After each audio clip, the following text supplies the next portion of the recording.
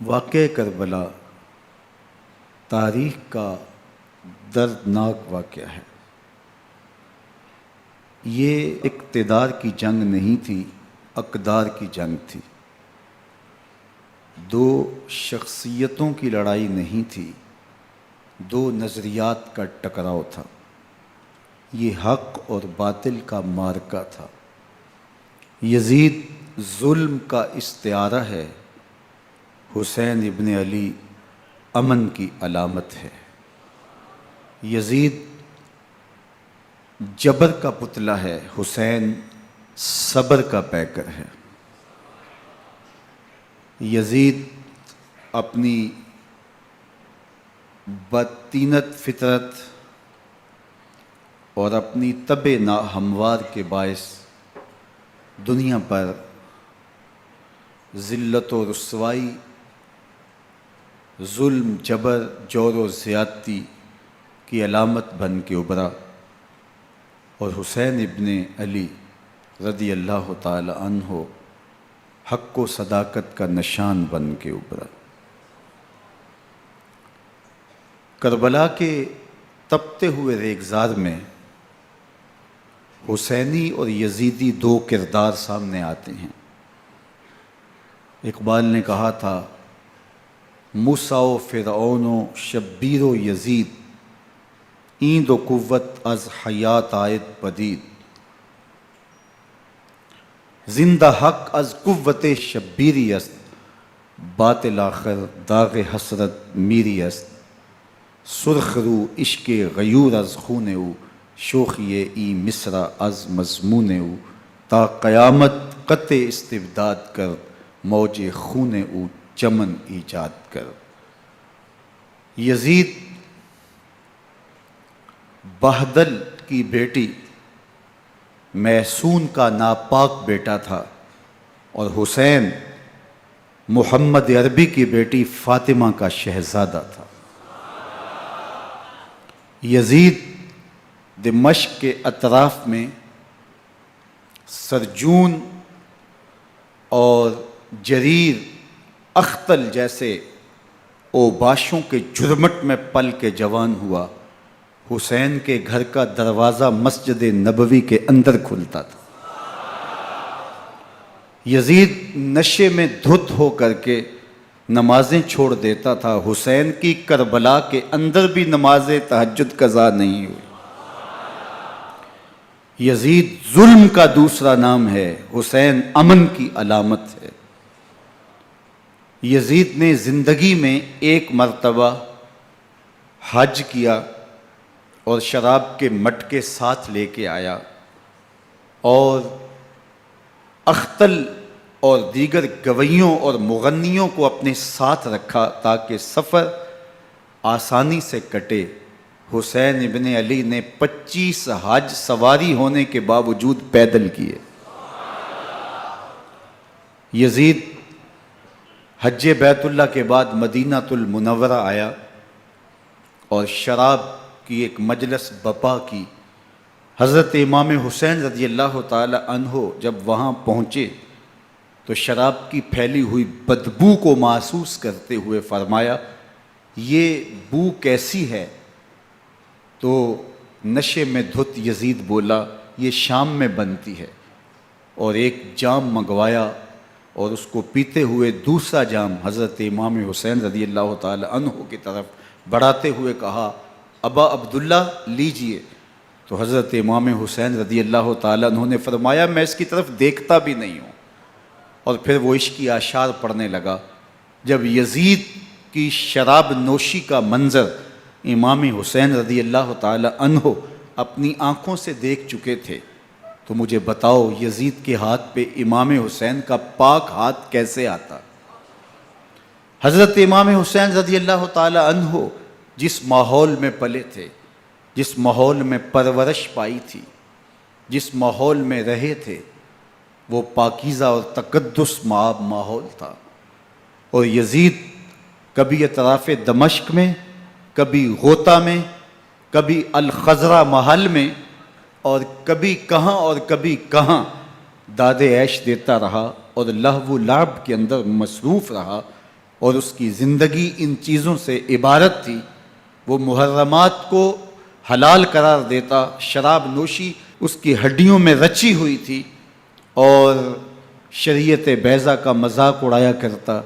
اور حسین ابن علی رضی اللہ تعالی عنہ کی دوستیاں جن لوگوں سے تھی وہ عبداللہ ابن عباس تھے، عبداللہ ابن عمر تھے، حضرت عبد الرحمن بن ابو بکر رضی اللہ تعالی عنہ تھے۔ یزید تو جوا کھیلتا رہا، یزید تو قمار بازی کرتا رہا، یزید تو شراب نوشی کرتا رہا، اور حسین ابن علی مسجد نبوی کے ممبر میں حضور کے پہلوؤں میں بیٹھتے رہے۔ زمانے نے وہ منظر دیکھا کہ سرخ رنگ کے جوڑے پہنے ہوئے حسنین کریمین حجرہ فاطمہ سے نکلتے ہیں، کم عمری کی وجہ سے کبھی گرتے ہیں کبھی سنبھلتے ہیں، اور آقا کریم خطبہ ارشاد کر رہے ہیں، خطبہ چھوڑ کے حضور نے شہزادوں کو اٹھا لیا۔ وہ منظر بھی زمانے نے دیکھا۔ حضرت عبداللہ بن شداد کہتے ہیں کہ حضور سجدے میں تھے اور سجدہ اتنا طویل ہو گیا، ہمیں لگا یا تو وحی کا نزول ہو رہا ہے یا پھر اللہ کا حکم آ گیا اور اللہ کے محبوب کی روح قبض کر لی گئی۔ لیکن میں نے جب نظریں اٹھا کے ننکیوں سے دیکھا تو کیا منظر تھا کہ حسین ابن علی حضور کی پشت پہ بیٹھے ہوئے اور میرے آقا سجدے کو طول دے رہے ہیں۔ اللہ اکبر! حسین کے لیے پیغمبر کے سجدوں کو طول دیا جا رہا ہے۔ حسین ابن علی کبھی ممبر پہ حضور کی اطراف میں بیٹھتے ہیں، وہ منظر بھی دنیا نے دیکھا کہ حضور کے مبارک کندھوں پر حسین ابن علی بیٹھے ہیں اور حضور کی زلفوں کو پکڑا ہوا ہے۔ تو حضرت عمر رضی اللہ تعالیٰ عنہ دیکھ کے کہتے ہیں واہ واہ کیسی سواری میسر آئی حسین ابن علی کو۔ تو میرے آقا مسکرا کے کہتے ہیں عمر سواری دیکھتے ہو سوار بھی تو دیکھو۔ اللہ اکبر! حضرت اسامہ بن زید بن حارثہ رضی اللہ تعالیٰ عنہ فرماتے ہیں رات کا ایک پہر گزر گیا اور مجھے حضور سے کوئی کام تھا، میں آقا کریم کی خدمت میں حاضر ہوا، در دولت پہ دستک دی، حضور تشریف لائے تو چادر اوڑی تھی، بکل کی ہوئی تھی میرے حضور نے، تو میں نے اپنی حاجت کہی تو حضور نے میری حاجت پوری کر دی۔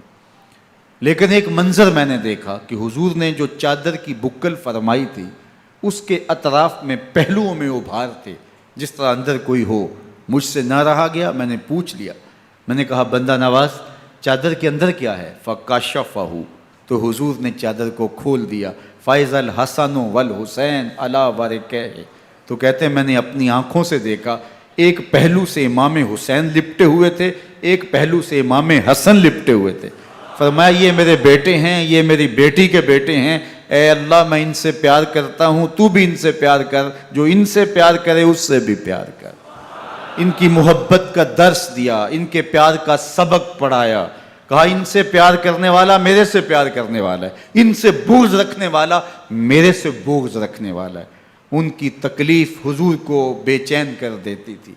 حضرت سیدہ فاطمہ الزہرا رضی اللہ تعالی عنہ کے گھر کے قریب سے گزرے تو حضرت امام حسین کے رونے کی آواز آ رہی تھی، تو آقا کریم علیہ السلام نے فرمایا کہ فاطمہ حسین کو چپ کرواؤ، الا تعلمی ان بقاءہ یوزینی، تو جانتی نہیں حسین کا رونا مجھے دکھ دیتا ہے۔ حسین ابن علی کو حضور رونے نہیں دیتے تھے، ان کو دکھی نہیں ہونے دیتے تھے، کیونکہ رسول اللہ صلی اللہ علیہ وسلم جانتے تھے کہ یہ کتنے دکھ سہے گا، کتنی تکلیفوں سے گزرے گا اور کتنے مصائب سہے گا۔ زمانے نے وہ گھڑیاں بھی دیکھیں کہ حضرت حذیفہ بن یمان رضی اللہ تعالیٰ عنہ فرماتے ہیں کہ میں حضور کی خدمت میں نماز مغرب کی ادائیگی کے لیے حاضر ہوا، اور میں نے یہ اجازت خاص طور پہ اپنی ماں سے اس شرط پہ لی تھی کہ امی آپ مجھے اجازت دیں، میں حضور کی خدمت میں حاضر ہوتا ہوں، مغرب کی نماز بھی ادا کروں گا اور پھر حضور سے عرض کروں گا حضور میرے لیے اور میری ماں کے لیے بخشش کی دعا کر دیجئے۔ ماں نے اس شرط پہ اجازت دے دی اور میں حضور کی خدمت میں آ گیا، نماز مغرب ادا کی، سلام پھرا تو میرے دل میں آرزو تھی میں حضور سے عرض کروں حضور میرے لیے اور میری ماں کے لیے مغفرت کی بخشش کی دعا کر دیں، لیکن حضور عبادات میں ذکر میں نوافل میں ایسے مشغول ہوئے کہ میں آرزو رکھنے کے باوجود بھی عرض نہ کر سکا۔ خیر نماز عشاء کا وقت ہوا، اذان پکاری گئی، حضور مصلی پہ آئے، نماز پڑھی، سلام پھرا، تو میرے دل میں پھر خیال آیا کہ ماں سے ایک نماز کی چھٹی لی تھی، نمازیں بھی 2 ہو گئیں، ماں نے جاتے پوچھنا ہے حضور سے میرے لیے اور اپنے لیے مغفرت کی، بخشش کی دعا کروائی تھی، تو کیا جواب دوں گا؟ اور حضور اٹھے اور کاشانہ اقدس کی طرف چل دیے۔ اب میرے دل میں یہ خیال رہ کے آ رہا تھا کہ ماں کو کیا جواب دوں گا، میں تو حضور سے بخشش و مغفرت کی دعا کروا ہی نہیں سکا۔ جب حضور چل پڑے تو غیر ارادی طور پہ میں بھی حضور کے پیچھے چل پڑا۔ چلنے میں تھوڑی سی رفتار تیز ہو گئی، جس سے قدموں کی آہٹ پیدا ہوئی، تو جب آواز پیدا ہوئی تو حضور نے رخ پھیرے بغیر فرمایا من ھذا، میرے پیچھے پیچھے کون آ رہا ہے؟ پھر خود ہی کہا حذیفہ تو نہیں؟ تو میرا دل دھڑک رہا تھا، قلت نعم، میں نے کہا جی حضور میں حذیفہ ہوں۔ فرمایا ما حاجتک غفر اللہ لک ولامک، کیا کام ہے؟ اللہ تجھے بھی بخش دے، تیری ماں کو بھی بخش دے۔ اب جو کام تھا وہ جنبش لب سے پہلے ہی ہو گیا، یہاں تو لفظوں کا سہارا بھی نہیں لینا پڑتا، وہ بند لبوں کی بولیاں بھی سنتے ہیں۔ اقبال بولا ہے فروغت صبح آثار و دہور، چشم تو بی نندائے ما فی الصدور، تیری نظر تو سینوں کے چھپے راز بھی دیکھتی۔ تو کہا ما حاجتوں کا غفر اللہ لک ولامک، اللہ تجھے بخش دے، تیری ماں کی بھی مغفرت کر دے، کیا کام ہے؟ اب جو کام تھا وہ تو ہو گیا۔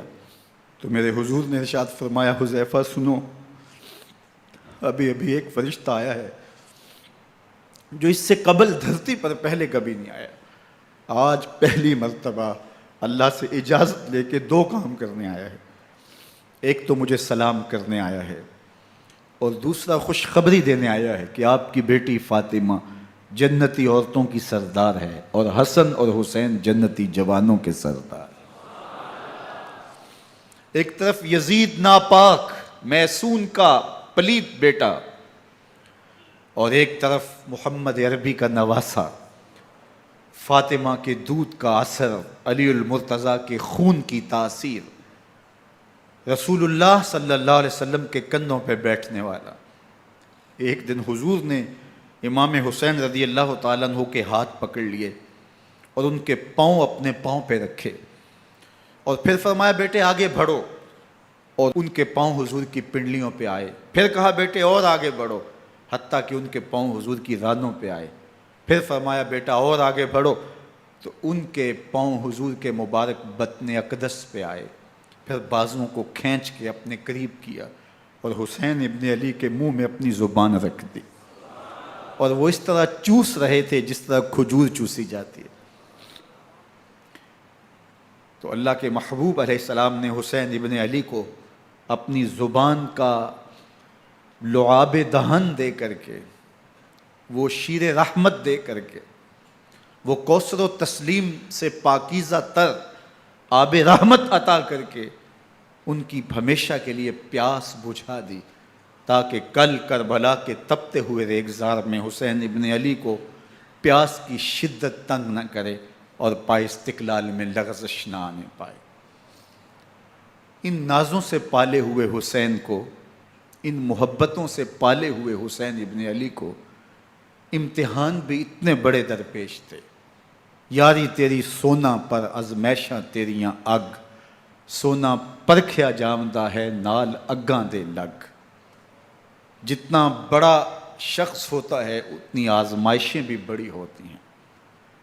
پیغمبر رحمت کی آغوش میں کھیلنے والا، حجرہ فاطمہ کا جانشین، مصلی رسول کا وارث، منبر رسول صلی اللہ علیہ وآلہ وسلم پر حضور کے مبارک پہلو اور گود میں بیٹھنے والا حسین، حضور کی زبان چوسنے والا حسین، حضور کے کندھوں پہ سواری کرنے والا حسین، آقا کریم علیہ الصلوۃ والسلام کے مبارک سجدے کی حالت کے اندر حضور کی پشت پہ کھیلنے والا حسین، جس حسین کا دروازہ مسجد نبوی کے اندر کھلتا تھا اور یزید کی کرتوتوں کے چشم دید گواہ تھے۔ یزید جب تخت نشین ہوتا ہے تو اسے یہ فکر ہوتی ہے کہ امام حسین، عبداللہ بن زبیر، عبداللہ بن عمر، عبداللہ ابن عباس یہ میری بیعت کریں۔ اور وہ ولید بن عقبہ کو لکھتا ہے کہ ہر صورت میں ان کی بیعت لو، اور اگر بیعت نہ دیں تو سختی کرو۔ حضرت امام حسین رضی اللہ تعالی عنہ کو بلاوا آتا ہے کہ آپ کو دارالامارت میں گورنر ہاؤس میں بلایا جا رہا ہے، ولید بن عقبہ کا پیغام آپ کو پہنچتا ہے۔ آپ اس وقت فرماتے ہیں کہ اس وقت جو پیغام پہنچا ہے وہ کسی خطرے سے خالی نہیں ہے، تو کچھ سواروں کو ساتھ لیا، کہا تم دارالامارت کے باہر کھڑے رہنا، اگر میری آواز بلند ہوئی تو اندر آ جانا، ورنہ تم انتظار کرنا۔ آپ اندر گئے۔ ولید بن عقبہ نے مروان کو بھی بلایا تھا۔ مروان بن حکم یہ گورنر مدینہ ولید سے پہلے رہ چکا ہے، تو اس نے مشورہ دیا کہ سختی کی جائے۔ خیر ولید بن عقبہ نے کہا کہ یہ خط ہے، حضرت امیر معاویہ کا انتقال ہو گیا اور یزید تخت نشین ہوا ہے، لہٰذا وہ آپ سے بیعت کا مطالبہ کرتا ہے۔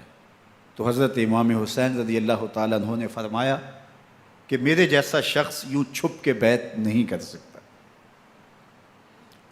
اور آپ واپس پلٹے۔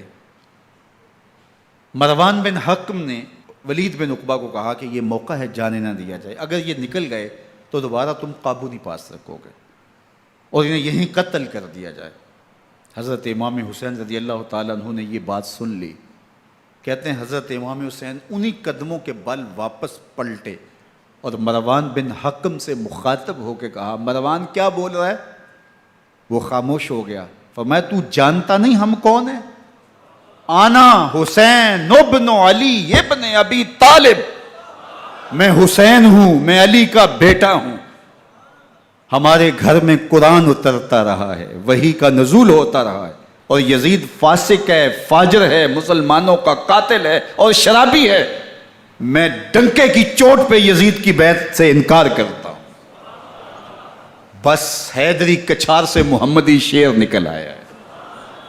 اب اوسان خطا ہو گئے، راستہ چھوڑ دیا، واپس آئے، سیدہ زینب سے ملے، کہا مدینے کو چھوڑنا پڑے گا۔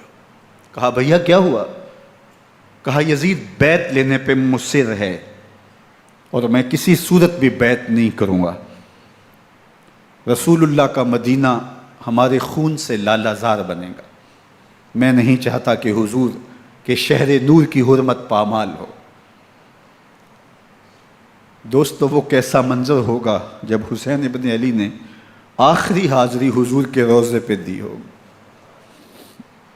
حاجی یا معتمر 10 دن کے لیے، 8 دن کے لیے، 20 دن کے لیے مدینہ المنورہ عارضی سکونت اختیار کرتا ہے، اور حضور کے روضہ انور سے، اس شہر نور سے، ان گلیوں سے،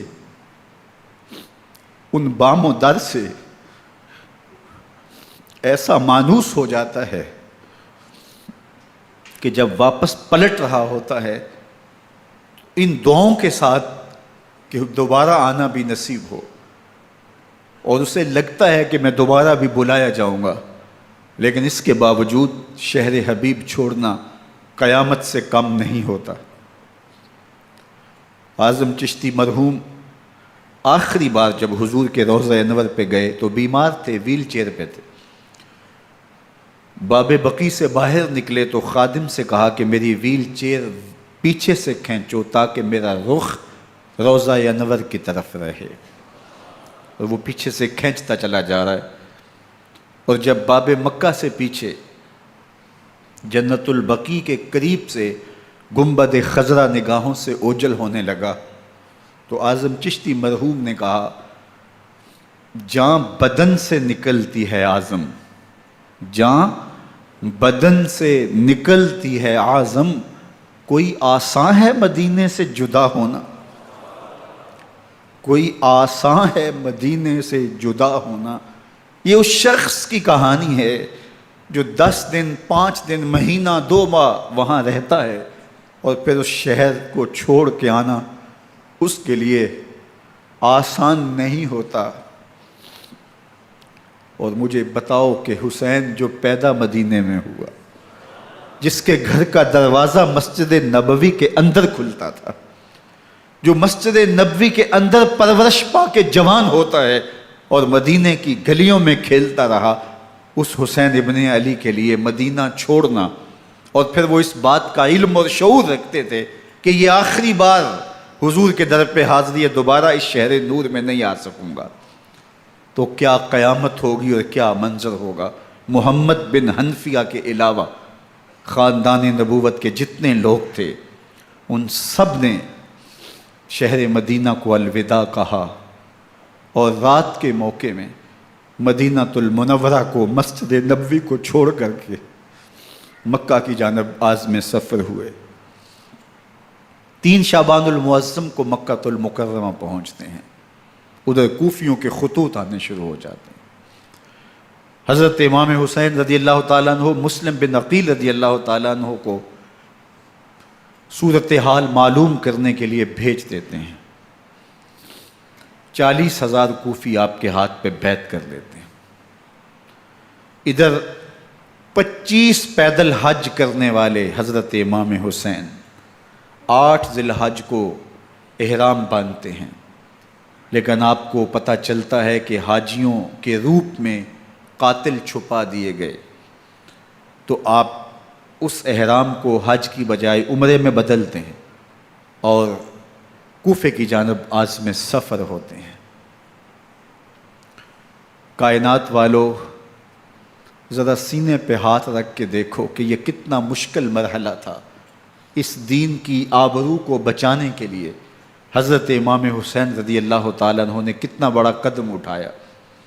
آپ کے بہی خواہ، دوست، احباب عبداللہ بن عمر یہ سارے روکتے ہیں۔ عبداللہ بن عباس کہتے ہیں حضرت نہ جائیے، الکوفی لا یوفی، کوفی کبھی وفا نہیں کرتے، آپ کے والد کو وہاں شہید کیا گیا، لیکن آپ ایک فرض کو نبھانے جا رہے ہیں۔ میرے غم گسارو، میرے مہربانوں، نہ روکو مجھ کو جانے دو، مجھے نانے کے دی کی ڈوبتی کشتی بچانے دو، میں جاتا ہوں کہ دنیا پر وفا کا نام رہ جائے، میں رہوں نہ رہوں پر عظمت اسلام رہ جائے۔ میں نہیں جاتا تو نبی کے گھر کی آن جاتی ہے، میں نہیں جاتا تو نبی کے گھر کی آن جاتی ہے، تمہارا دین جاتا ہے، میری غیرت ایمان جاتی ہے۔ حضرت امام حسین یہاں سے چلتے ہیں، ابھی راستے میں ہی پہنچتے ہیں کہ یہ خبر آتی ہے کہ کوفے والوں نے بے وفائی کر دی، حضرت مسلم بن عقیل رضی اللہ تعالیٰ عنہ کو شہید کر دیا گیا، نعمان بن بشیر معزول کر دیے گئے، ابن مرجانہ ابن زیاد وہاں متعین کر دیا گیا جو سخت گیر شخص تھا، اور اس نے لوگوں کو ڈرایا، دھمکایا، اور کوفے کے لوگوں کے دل بدل گئے اور وہ بیتیں توڑنے لگے۔ وہ منظر مسجد کوفہ کا کتنا دلگداز تھا، جب امام نماز کے لیے کھڑے ہوئے تو 40,000 لوگ آپ کے پیچھے تھا۔ جب سلام پھیرا اور امام نے دیکھا کہ پیچھے لوگ نہیں ہیں، پھر لوگوں نے اپنے دروازے بھی بند کر لیے۔ رات کی تنہائیاں ہیں اور حضرت مسلم بن عقیل کو کوئی پناہ دینے والا نہیں ہے، لوگوں نے دروازے بند کر لیے کہ کہیں ہمارے گھر میں نہ آ جائیں اور ہم مشقت اور حکومتی تشدد کا شکار نہ ہوں۔ کتنا دردناک لمحہ ہے حضرت مسلم بن عقیل رضی اللہ تعالیٰ عنہ پہ، اور پھر حضرت مسلم بن عقیل بے دردی سے شہید کر دیے جاتے ہیں۔ آپ ابھی راستے میں ہیں، یہ ساری کہانی پہنچتی ہے کہ حضرت مسلم شہید کر دیے گئے اور بے دردی سے شہید کر دیے گئے۔ وہ جنہوں نے خط لکھے تھے کہ ہم آپ کے ساتھ ہیں اور ہم منتظر ہیں، چشم برا ہیں، آپ کے قدموں کی چاپ سننے کے لیے بےتاب ہیں، آج انہوں نے بیتیں توڑ دی، 40,000 کوفی منحرف ہو گئے۔ مسجد کوفہ کا وہ منظر کس قدر روح کو تڑپا دینے والا تھا۔ ہم پچھلے سال عصر اور مغرب کے درمیان جب کوفہ پہنچے تو سورج ڈوبنے کے قریب تھا۔ میں نے اپنی زندگی میں اتنا اداس موسم کہیں نہیں دیکھا جتنا اداس موسم کوفے میں دیکھا۔ ایسے لگتا تھا جس طرح کوفے کی آب و ہوا آج بھی شرمندہ ہے۔ جو مسلم بن عقیل اور خاندان نبوت کے ساتھ اہل کوفہ نے کیا، حضرت امام حسین رضی اللہ تعالیٰ عنہ کو ان کے بہی خواہوں نے، اعزاء نے، اقربا نے، دوستوں نے، آوان و انصار نے، ساتھیوں نے کہا کہ حضرت حالات یکسر تبدیل ہو گئے، اب ہمیں مراجعت کر جانی چاہیے، واپس پلٹ جانا چاہیے۔ تو حضرت امام حسین کافی سوچ بچار میں رہے، پھر اس کے بعد آپ نے فیصلہ کیا کہ ہم آگے بڑھیں گے۔ دوستوں نے کہا کہ حضرت اگر آپ آگے بڑھیں گے تو ہمیں لگتا ہے کہ وہ آپ کے ساتھ سلوک اچھا نہیں کریں گے اور آپ بچوں کے سامنے پیاس سے شہید کر دیے جائیں گے۔ تو حضرت امام حسین رضی اللہ تعالیٰ عنہ نے وہاں ایک خطبہ ارشاد فرمایا کہ لوگو تم جو مجھے بتا رہے ہو مجھے اچھی طرح معلوم ہے، جو تم مجھے منظر پیش کر رہے ہو وہ میری نگاہوں میں ہے، اور جو کچھ ہونے والا ہے چشم تصور وہ منظر دیکھ رہی ہے۔ چونکہ حضرت امام حسین رضی اللہ تعالیٰ عنہ کی شہادت کی خبر حضرت امام حسین کے پیدا ہوتے ہی خاندان نبوت میں عام تھی۔ حضور علیہ الصلوۃ والسلام کو یہ بات جبریل امین نے آ کے بتائی تھی جب حسین ابن علی کے ساتھ حضور محبت کا اظہار کر رہے تھے، تو یہ جبریل امین نے آ کے کہا تھا حضور آپ کا یہ بیٹا ارض طف میں شہید کر دیا جائے گا، اور کربلا کی مٹی لا کے حضور کو دی اور ام سلمہ کو حضور نے عطا کر دی۔ حضرت ام سلمہ کہتی ہیں کہ ایک دن میں سوئی تو خواب دیکھا کہ حضور کے مبارک بال بکھرے ہوئے ہیں اور سخت پریشان ہیں، تو میں نے کہا کہ حضور آپ کی یہ کیا حالت ہے؟ وَبِيَدِهِ قَارُورَةٌ، اور حضور کے ہاتھ میں ایک شیشی ہے، فِيهَا دَمٌ، جس کے اندر خون ہے۔ تو میں نے کہا حضور یہ کیا؟ فرمایا میں قتل گاہ حسین سے آ رہا ہوں اور یہ حسین ابن علی کا خون ہے۔ تو کہا 10 محرم کا دن تھا، دوپہر کا یہ منظر تھا، میں کیلولہ کر کے اٹھی، جب میں نے دیکھا تو وہ شیشی جس میں کربلا کی مٹی رکھی تھی وہ خون بن چکی تھی۔ تو یہ خبر پہلے دی گئی تھی، یہ بتا دیا گیا تھا۔ فرمایا میرے دوستو جو تم مجھے بتاتے ہو میں اس سے بے خبر نہیں ہوں، یہ سب کچھ ہونے والا ہے، لیکن اس کے باوجود میں کیوں جا رہا ہوں؟ تو آپ کا ایک تاریخ ساز جملہ ہے جو کربلا کے فلسفے کو ہمارے سامنے رکھتا ہے کہ یہ اتنا بڑا امتحان کیوں دیا۔ حضرت امام حسین رضی اللہ تعالیٰ عنہ نے فرمایا وَلَكُمْ فِي أُسْوَةٌ، میں اس لیے جا رہا ہوں قیامت تک ظلم، جبر اور ناانصافی کے خلاف کھڑے ہونے والوں کے لیے کوئی نمونہ تو ہو۔ میری زندگی قیامت تک ظلم، جبر اور استحصالی نظام کے خلاف کھڑے ہونے والوں کے لیے نمونہ ہے۔ تو حضرت امام حسین رضی اللہ تعالیٰ عنہ نے حق اور باطل کے درمیان ایک سرخ لکیر کھینچ دی اپنے خون سے۔ اب حق اور باطل کا امتیاز کرنا مشکل نہیں ہے، کوئی باطل پہ اڑا رہے تو الگ بات ہے، لیکن امتیاز کرنا مشکل نہیں ہے۔ حدود بالکل واضح کر دیں۔ اقبال نے یہاں کتنی خوبصورتی کے ساتھ اس مضمون کو نبھایا۔ سرخ رو عشق غیور از خون او، شوخی این مصرع از مضمون او، تا قیامت قطع استبداد کر، موج خون او چمن ایجاد کر۔ ایک جہاں آباد کر دیا، حق اور باطل کی راہیں اجال دی۔ اب لوگوں کو یزید کا چہرہ پہچاننے میں دیر نہیں لگتی، وقت کے ہر یزید کا چہرہ آسانی سے پہچانا جا سکتا ہے۔ یہ معرفت زمانے کو کروائی کس نے؟ حسین ابن علی نے کروائی رضی اللہ تعالی عنہ۔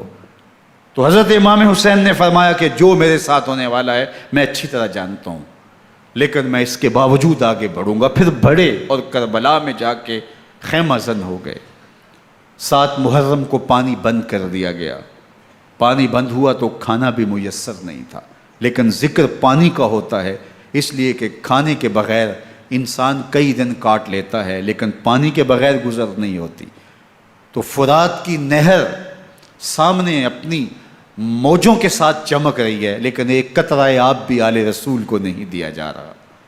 کائنات کے اندر ایسے انوکھے امتحان بھی ہوتے ہیں، وارث ہوں ساقی کوثر کے، مالک ہوں حوض کوثر کے، اور بیٹے ہوں ساقی کوثر کے، اور آج ایک بوند پانی کی بھی میسر نہ ہو۔ صبر کا امتحان ہے، عزیمت کا امتحان ہے۔ حضرت امام حسین رضی اللہ تعالیٰ عنہ خیمہ زن ہو گئے، 3 دن تک پانی بند رہتا ہے، 9 محرم کو رات کی تنہائی میں حملہ آور ہونا چاہتے ہیں، لیکن آپ نے کہا کہ ہمیں اللہ کے حضور عبادت اور ذکر کے لیے وقت دیا جائے۔ ساری رات ذکر میں گزرتی ہے، عبادات میں گزرتی ہیں۔ رات کے اندھیرے میں آپ چراغ بجھا دیتے ہیں۔ آوان و انصار کو کہتے ہیں کہ ان کی دشمنی میرے ساتھ ہے، انہیں میرا خون چاہیے، اگر تم رات کی تاریکی میں نکل جاؤ تو میں تم سے کوئی مواخذہ نہیں کروں گا، اور یہ بھی تمہارا پیچھا نہیں کریں گے، اس لیے کہ ان کا مطلوب تم نہیں ہو، ان کا مطلوب میں ہوں۔ جب چراغ جلایا تو کوئی بھی نہیں گیا۔ مسلم بن اوسجہ کھڑے ہو کے کہتے ہیں حضرت اگر ہمارے بدن کو 70 بار کاٹا جائے اور جلایا جائے اور ہواؤں میں اڑا دیا جائے پھر بھی آپ کا ساتھ نہیں چھوڑیں گے۔ 70 سال کے بوڑھے ہیں حبیب بن مظاہر، کہتے ہیں حضرت آپ کو چھوڑ کے جائیں کہاں، آپ کو چھوڑ کے جائیں کہاں؟ کوئی ساتھ چھوڑنے کے لیے تیار نہیں ہے۔ پیاس ہے، سخت گرمی ہے، کربلا کا ماحول ہے، 72 افراد اور خاندان کی خواتین میدان کربلا میں خیمہ زن ہیں۔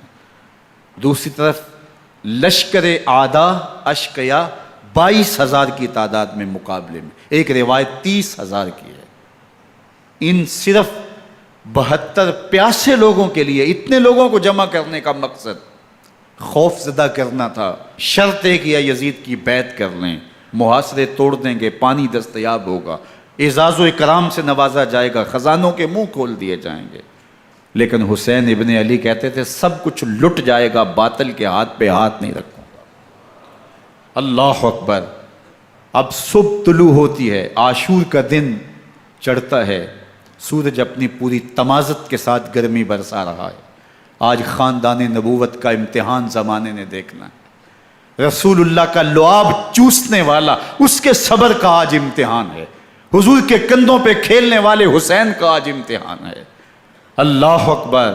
حسین ابن علی تمام حجت کرتے ہیں میں نے تمہارا کچھ نہیں بگاڑا، میں نے کسی کا خون نہیں کیا، میں نے کوئی زیادتی نہیں کی، تم کیوں میرے قتل کے در پہ ہو؟ تم جانتے نہیں میں کون ہوں؟ میں تمہارے نبی کا نواسا ہوں، رسول اللہ صلی اللہ علیہ وآلہ وسلم کے کندھوں پہ کھیلتا رہا ہوں، حضور کا لعاب چوستا رہا ہوں، اور میں بوسہ گاہ رسول صلی اللہ علیہ وآلہ وسلم ہوں۔ لیکن ان اشقیاء کے دل پر کوئی چیز اثر انداز نہیں ہوتی۔ ایک ہور ہے، اللہ اس کے دل میں نرمی ڈالتا ہے۔ پہلے تو امام حسین کو گھیر کے لے کر کے آتا ہے، لیکن بعد میں وہ قافلہ یزید سے قافلہ حسین کی طرف آ جاتا ہے۔ امام حسین فرماتے ہیں تو دنیا میں بھی ہور ہے، آخرت میں بھی ہور ہے، آزادی مل جاتی ہے۔ باقی 22,000 کا لشکر جرار امام حسین کے قتل کے در پہ ہے۔ پھر تاریخ نے خاندان نبوت کا وہ انوکھا امتحان دیکھا۔ حضرت امام حسین کے بچے بالخصوص خواتین پیاس کی شدت میں حلق خشک ہیں۔ حضرت سکینہ تڑپ کے اپنے باپ سے کہتی ہیں کہ مجھے 6 ماہ کے علی اصغر کی پیاس نہیں دیکھی جا رہی۔ بچے کو ہاتھوں پہ اٹھاتے ہیں اور نہر فرات کے کنارے پہنچ کے فرماتے ہیں اشقیاء سے مخاطب ہو کے تمہارا معاملہ میرے ساتھ ہے، اس 6 ماہ کے بچے نے تمہارا کچھ نہیں بگاڑا، اور چلو بھر کے اس کا حلق سیراب کرنا چاہتے ہیں۔ ایک 2 شاخہ تیر آتا ہے جو حضرت علی اصغر کے گلے کو چیر دیتا ہے۔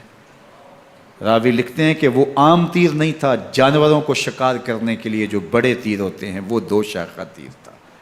وہ گردن کو کاٹ دیتا ہے، خون بہنے لگتا ہے، گردن لٹک جاتی ہے۔ حضرت امام حسین وہ بہتا ہوا خون اپنے چلو میں لیتے ہیں اور آسمان کی طرف اچھال کے کہتے ہیں مالک حسین کی یہ قربانی بھی قبول فرما۔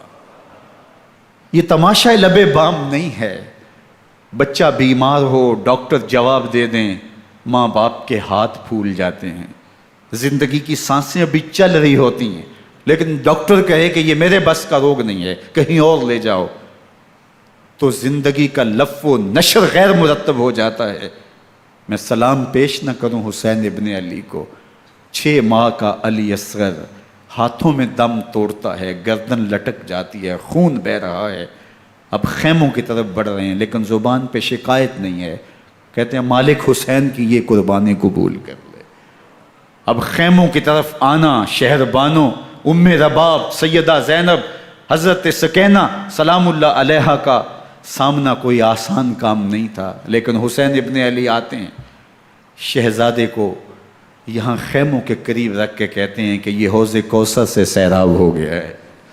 اللہ اکبر، کوہرام مچ جاتا ہے خیموں کے اندر، کیا منظر ہوگا اور ان کو کن الفاظ کے پیرائے میں ڈھال کر کے ان کیفیات کو بیان کیا جا سکتا ہے جو اہل بیت کے خیموں کے اندر علی اصغر کی شہادت کے بعد کا منظر رقم ہو رہا ہوگا۔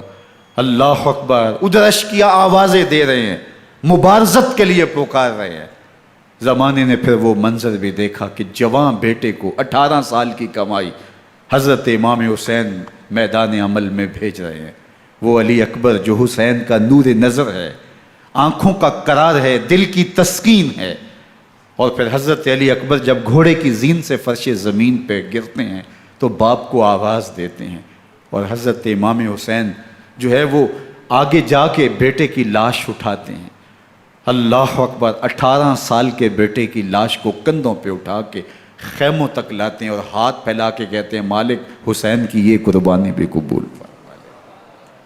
کبھی قاسم بن حسن کی لاش اٹھا کے لاتے ہیں، کبھی اون و محمد کی لاشیں اٹھا کے لاتے ہیں، بھتیجوں کی، بھانجوں کی، بھائی عباس کے کٹے ہوئے بازو اور زخموں سے چھدا ہوا لاشا۔ کیا کیا قیامتیں تھیں جو اس کربلا کے ایک میدان کے اندر نہیں توڑی گئیں۔ حضرت امام حسین پر دکھ پہ دکھ، تکلیفوں پہ تکلیفیں۔ اب 71 لاشیں اٹھا کے خیموں تک پہنچا چکے، اور ادھر مبارزت کی دعوت دی جا رہی، آؤ میدان عمل میں آؤ، اب دیر کیوں کر رہے ہو۔ رسول اللہ کا حرم، رسول اللہ کی شہزادیاں جو نازوں میں پلی تھیں، وہ کلیاں جو شبنم کا بوجھ بھی گوارا نہیں کر سکتی تھی، آج مصیبتوں کے پہاڑ ٹوٹ گئے۔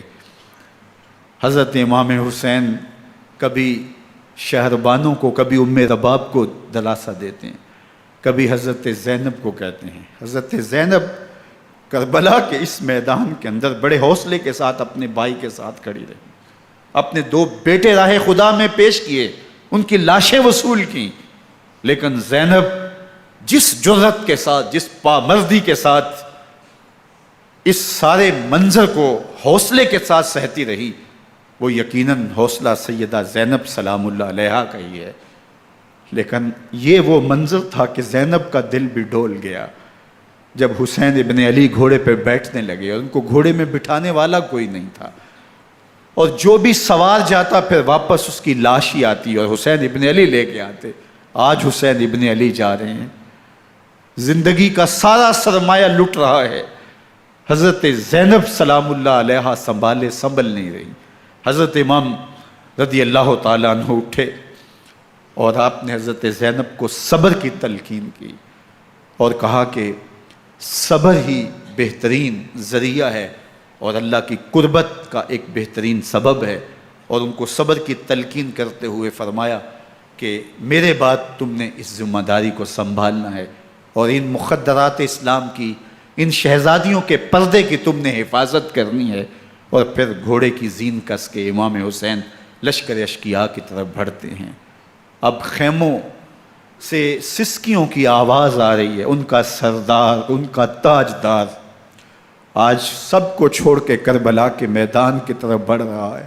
جرم کیا کیا، قصور کیا کیا، اس نے کیا زیادتی کی کہ آج نیزوں اور انیوں کے مقابلے میں 22,000 کا لشکر حضرت امام حسین پہ ٹوٹ پڑتا ہے۔ آپ پھر اتمام حجت کرتے ہیں، میں نے کسی کو قتل نہیں کیا، خون ناحق نہیں بہایا، میرے خون کے درپے کیوں ہو، اپنی آخرت کیوں برباد کرتے ہو، تم جانتے نہیں میں کون ہوں، میں تمہارے نبی کا نواسا ہوں۔ لیکن ابن زیاد کہتا ہے مقابلے میں آؤ۔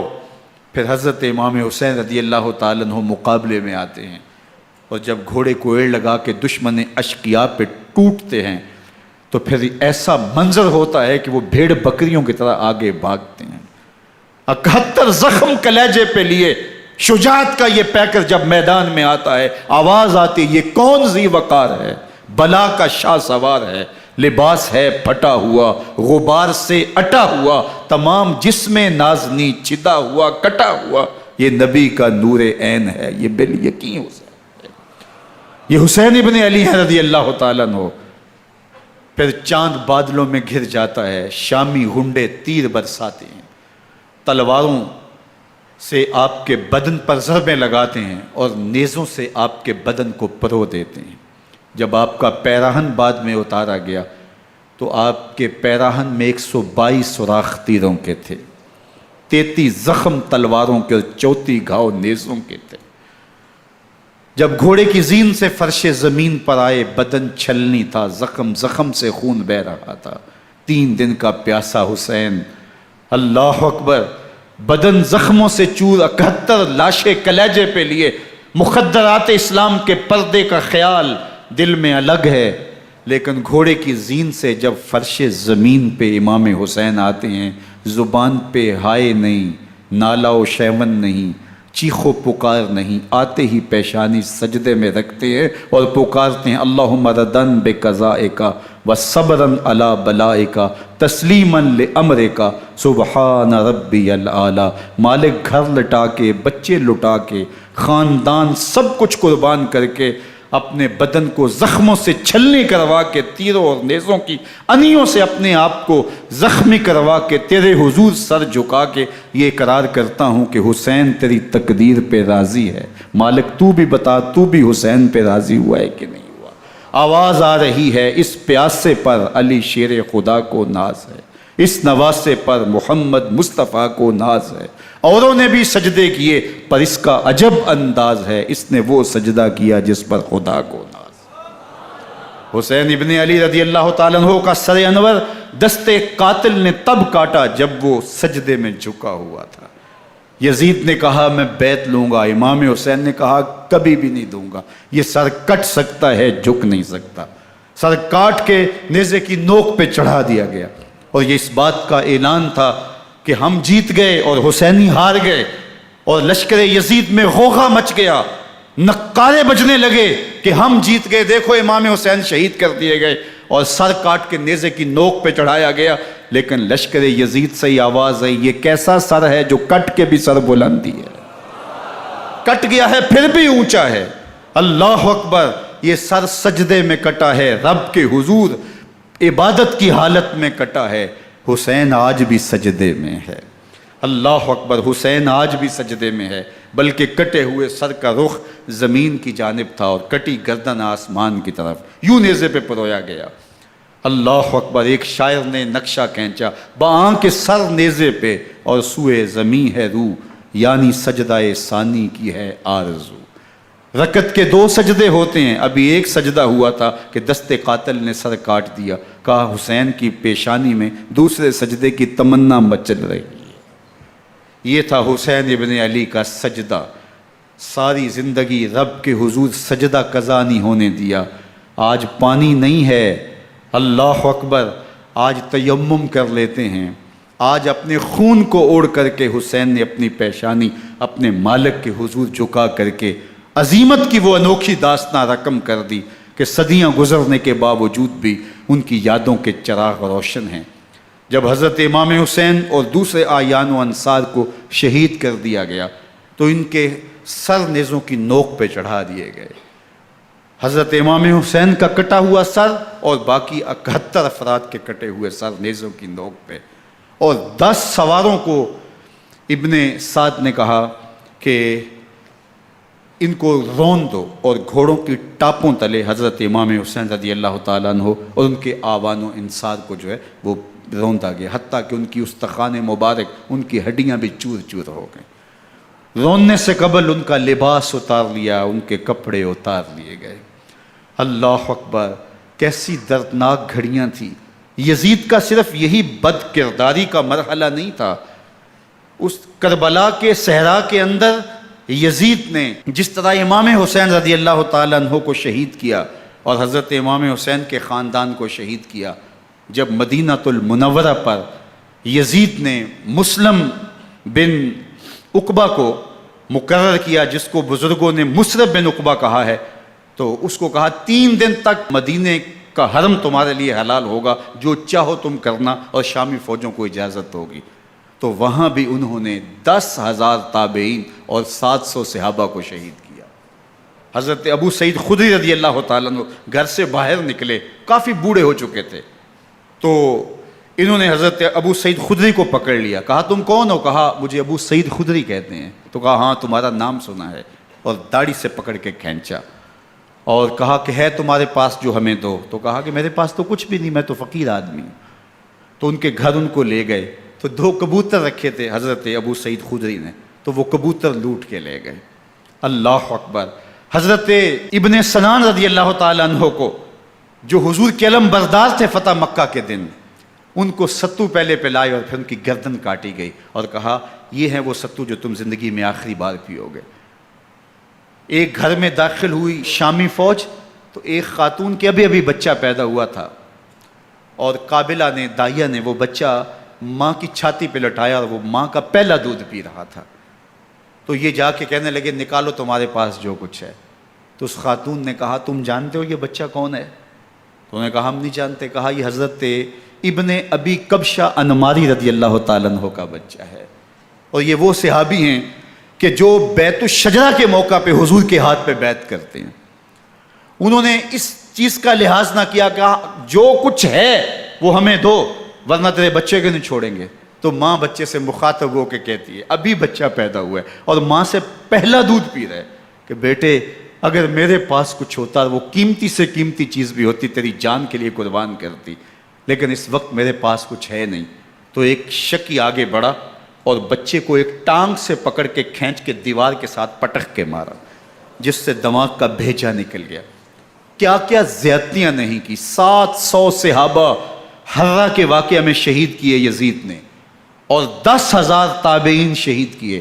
مسجد نبوی میں ممبر رسول کے ساتھ گھوڑے باندھے، اور وہ ممبر رسول اور مصلی رسول کے قریب لید کرتے رہے۔ حضرت سعید عبد المسیب فرماتے ہیں میں نابینا تھا اور حضور کے روضہ انور کے پاس بیٹھا تھا، اور یزید کے سپاہی آتے، جو بھی مسجد میں نظر آتا پکڑ کے لے جاتے، مجھے نابینا سمجھ کے چھوڑ دیتے، لیکن میں پریشان تھا کہ ظہر کا وقت ہوگا، عصر کا وقت ہوگا، مغرب عشاء کا وقت ہوگا، نہ اذان، نہ اقامت، نہ جماعت، تو کیسے مجھے پتہ چلے گا کہ نماز کا وقت ہو گیا، اور کیسی میری نمازوں کا کیا بنے گا؟ میں اس فکر میں بیٹھا تھا۔ لم ازل اسمع الاذان والاقامت من قبر رسول اللہ صلی اللہ علیہ وآلہ وسلم۔ فرماتے ہیں جب بھی پھر نماز کا وقت آیا، گنبد خضرا سے اذان کی بھی آواز آئی، اقامت کی بھی آواز آئی۔ 3 دن تک مسجد نبوی کے اندر گھوڑے بندے رہے، اور مدینہ کی حرمت پامال کی۔ مدینہ کے گھروں کے اندر یہ بدکماش داخل ہوئے، اور جو بدکاریاں انہوں نے کی کلیجہ منہ کو آتا ہے۔ 1002 شیزائیں ان بدکاروں کی بدکاریوں کی وجہ سے کنواری حالت کے اندر حاملہ ہوئی۔ 3 دن تک مدینے کا حرم انہوں نے پامال کیا، اور پھر مکہ المکرمہ میں کعبۃ اللہ پر گولے برسائے، اور کعبہ کا غلاف جل گیا۔ وہ تو یزید مر گیا، اور حضرت عبداللہ ابن زبیر رضی اللہ تعالیٰ عنہ نے اپنی خلافت کا اعلان کیا۔ یزید کے یہ کرتوت تھے، ادھر اہل مدینہ کو ستایا، ادھر اہل مکہ کو ستایا، اور رسول اللہ صلی اللہ علیہ وسلم کے خانوادے کی بے حرمتی اور توہین کی۔ نہ صرف انہیں قتل کیا گیا، ان کی لاشوں پہ گھوڑے دوڑائے۔ ابن سعد اور شمر جو ہے وہ خیموں میں داخل ہوا، اور مخدرات اسلام کی چادریں چھیننے کی کوشش کی۔ حضرت زینب سلام اللہ علیہ نے مخاطب ہو کے کہا ہمارے چہرے کے رکھوالے چلے گئے ہیں، ظالم تو خیال نہیں کرتا ہم رسول اللہ کی بیٹیاں ہیں۔ حضرت شہربانو، حضرت زین العابدین اور حضرت زینب سلام اللہ علیہم، ان تینوں کو ایک اونٹ پہ باندھا گیا، اور باقی اونٹوں پہ باقی سادات کو، حضور کی شہزادیوں کو باندھا گیا، رسیوں میں جکڑا گیا، اور اونٹوں پہ باندھ کر کے کوفے کی جانب آگے آگے شہیدوں کے سر چل رہے ہیں، اور پیچھے یہ قافلہ چل رہا ہے۔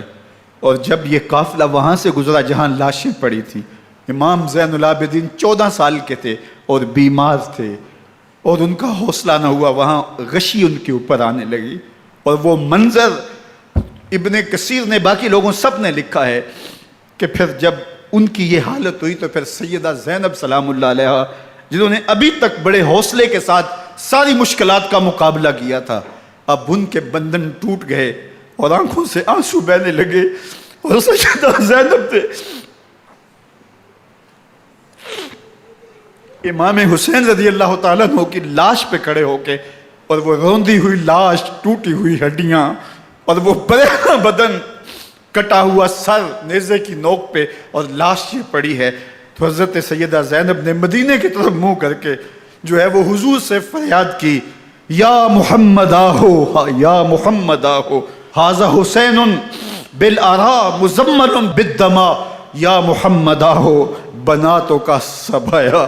یا رسول اللہ، اے پیارے آقا، یا جد آہو، اے ہمارے نانا محترم، یہ دیکھیے آپ کا حسین پڑا ہوا ہے، بدن سے کپڑے اتار لیے گئے، خاک ہوائیں اڑا رہی ہیں، اور اس کے اوپر چادر جو ہے وہ مٹی کی پڑ گئی ہے۔ حضور آپ کی اولاد کاٹ دی گئی، اور پھر کہا بناتوں کا سبایا، حضور دیکھیے آپ کی بیٹیوں کے ہاتھ باندھ دیے گئے ہیں، اونٹوں پہ کس دیا گیا ہے، سر شہیدہ آگے آگے چل رہے ہیں، اور حضرت سیدنا امام حسین کا آگے آگے سر ہے۔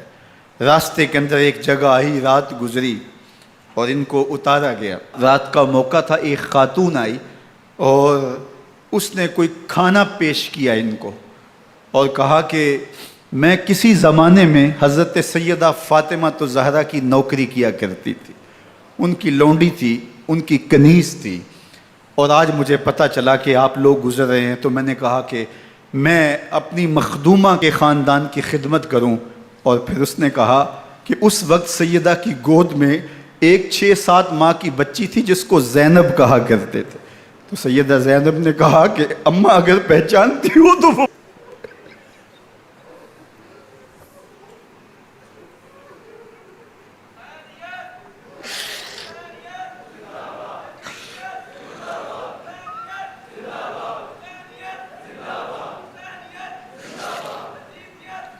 یہ تاراج اور لٹا ہوا کارواں پھر وہاں سے کوفے میں کیسے پہنچا، اور کوفے کے اندر سیدہ زینب سلام اللہ علیہا نے وہ یزید کے دربار میں، ابن زیاد کے دربار میں وہ جرأت آمیز جو باتیں کہیں، اللہ اکبر، زینب کی زبان میں علی کی خطابت بول رہی تھی، اور پھر دشمن اور دوست سارے رونے لگے، اور وہ کیا دل گداز منظر تھے۔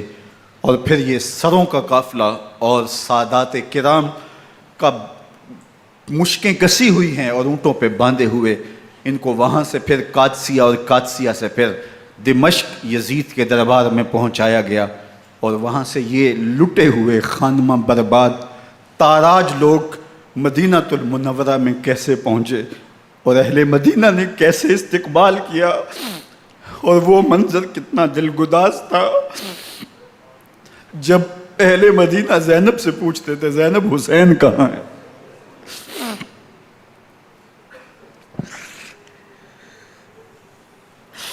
بے مروت بے وفا تیرا بھی کیا افسانہ ہے، جس نے اپنی ہی شمع کو گل کیا تو وہ پروانہ ہے۔ اپنے پیغمبر کے شہزادوں کو اور اپنے پیغمبر کی شہزادیوں کو جو دکھ اس امت نے دیے، یہ کائنات کی ایک انوکھی داستان ہے۔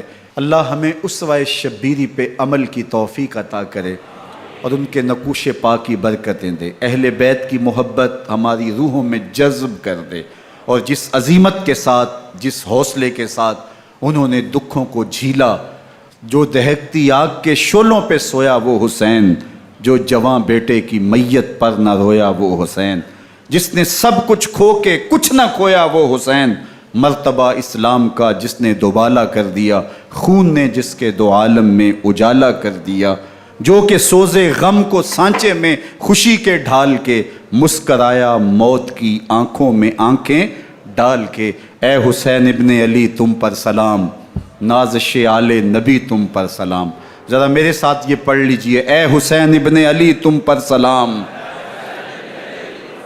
نازش آل نبی تم پر سلام، تم پہ لاکھوں رحمتیں لاکھوں سلام، اے شہیدان محبت کے امام، لالا گوں لالا بدن لالا کفن، اے چمن اندر چمن اندر چمن، زندگی ہی زندگی تیری حیات اے حیات اندر حیات اندر حیات، افتخار ملت بیضا ہے تو، رب کعبہ کی قسم یکتا ہے تو، فخر کا دل میں دریچہ باز کرنا چاہیے، جن کا تو آقا ہے ان کو ناز کرنا چاہیے۔ وآخر دعوانا ان الحمد للہ۔